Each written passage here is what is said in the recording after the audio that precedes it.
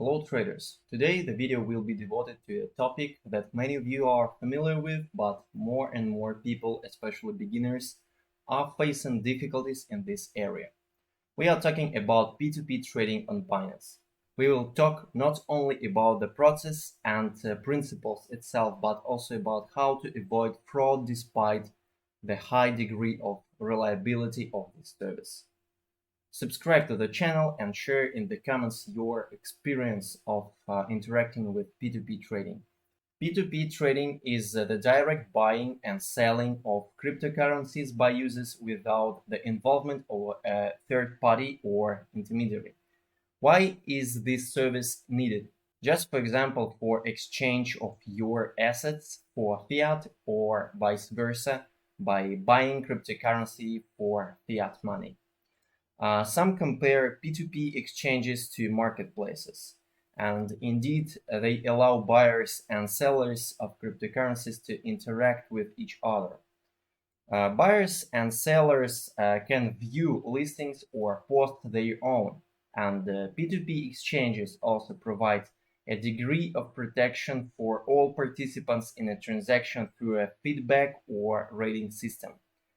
Let's just imagine you see that in WhatsApp or Telegram channel in some group, someone is interested in buying Bitcoin and you have some amount of Bitcoin to sell, but it's not a P2P platform. I mean the Telegram or WhatsApp, and it's hard to talk about the trust here. What happens if the buyer receives Bitcoin but doesn't send the payment? What happens if the buyer pays less than what's required? The risk of fraud in this case in P2P transaction is very high. So what is the principle of P2P? Binance P2P can protect both buyer and the seller, ensure transaction security, and reduce the risk of fraud. In addition to the public rating system, Binance P2P uses a so-called escrow service to protect the cryptocurrency until both parties confirm the transaction. For example, let's say you buy BTC with fiat. The seller sends Bitcoin to the Binance escrow service. After you send fiat funds and the merchant confirms receipt of fiat funds, Binance will credit you with BTC, ensuring the transaction is safe and secure. This is very principle of smart contracts, where we do not need a third party.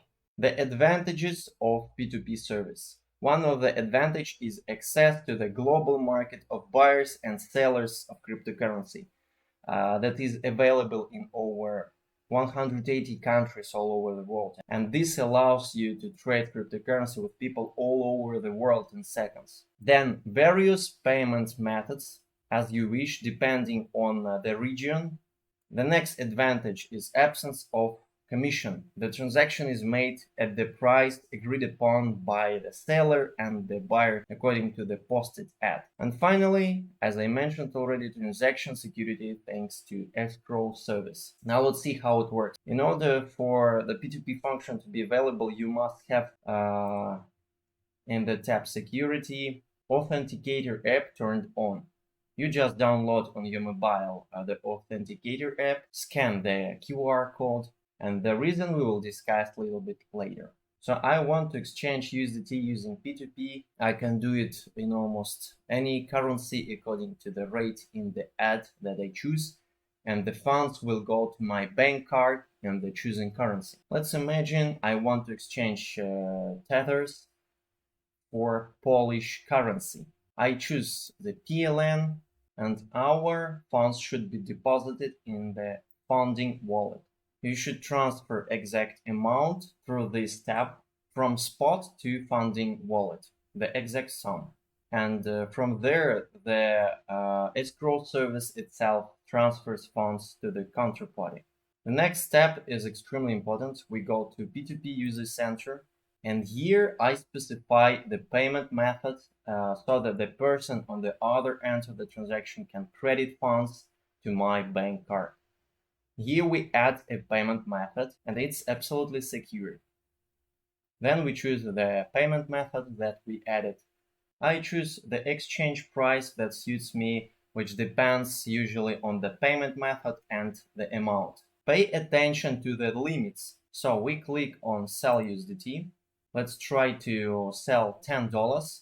Payment time limit 45 minutes, the price, payment method, and we should attentively check all the information here.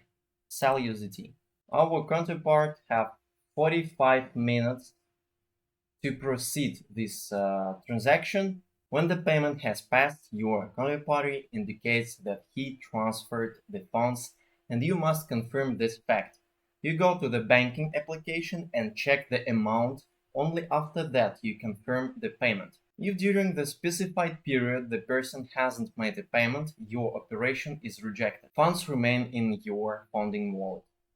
If you make a purchase of cryptocurrency for one or another fiat, then you will be already sent the indicated funds by bank transfer through the mobile application, and after payment, press the paid button, waiting for the confirmation from the counterparty and the receipt of funds. Once received, everything is okay. We check that we received this amount, and only then we press payment received. That's why we needed the authenticator. So we pass the security check and our amount successfully sold. Here we come to the topic of fraud. Be sure whether you are buying or selling assets. Check all the data. If you are a recipient, first we check until the funds are fully received, and then we confirm the operation. Even if you are asked to confirm the sending under the pretext that within some time funds will be sent to you, do not do this or ask to cancel the order. Just wait till all the funds transferred to you. Any disagreements or cases of fraud are resolved by pressing the Submit and Appeal button. Then you will have to prove the legitimacy of your actions to Binance with the screenshots of transfers and so on. But it's better not to bring it to this, and be more careful. Thank you for your attention. I hope this video will make your trading easier and more secure. The video was prepared by the CSCALP trading terminal team.